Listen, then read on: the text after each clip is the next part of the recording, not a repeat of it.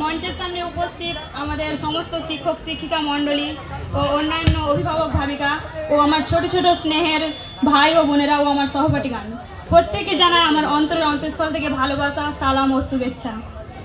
আমাদের আজকে বিদায়ের দিনে আমরা আমাদের স্বভাব অর্থাৎ ব্যবহার নিয়ে একটা গান লিখেছি। গানটা আপনাদের সামনে বলতে চলেছি আমরা। গানের নাম হলো আমাদের বাজে স্বভাব। যত আছে হাসাহাসি, যত আছে ভাগাভাগি, সে সময় কিছু আর হবে না।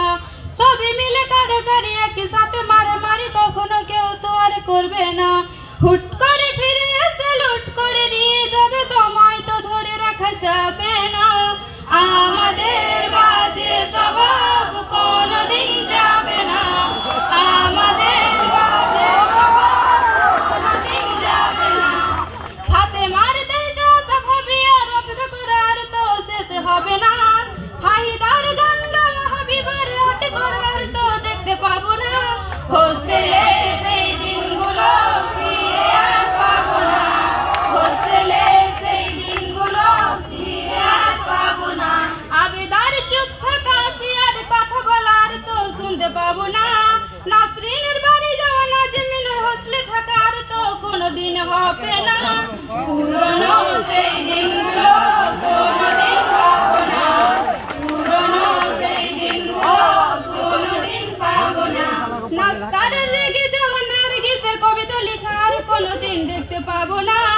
যে পার ফটো তোলা স্বামী মার দূরে থাকা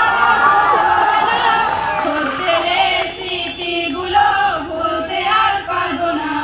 হোস্টেলের স্মৃতিগুলো ভুলতে আর পারবো না। তুহিনার মেহেন্দি পরা রাফিকার ক্লাসে ঢোকার তো শুনতে পাবো না। রহিমার টেনশন করা রশ্মির হাসাহাসি আর শেষ হবে না।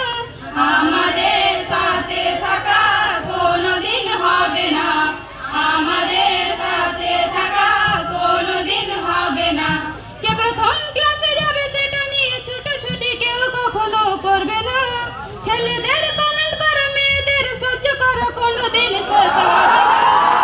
ছেলেদের বাজে স্বভাব কোনোদিন যাবে না। ছেলেদের বাজে স্বভাব কোনোদিন যাবে না। খাওয়ার সময় যে স্টেজের আগে যাওয়া, ফেরির পিছিয়ে পড়ার তো হবে না। একসাথে গল্প করা, ম্যামের বকা দেওয়ার কোনোদিন শুনতে পাবো না। আমাদের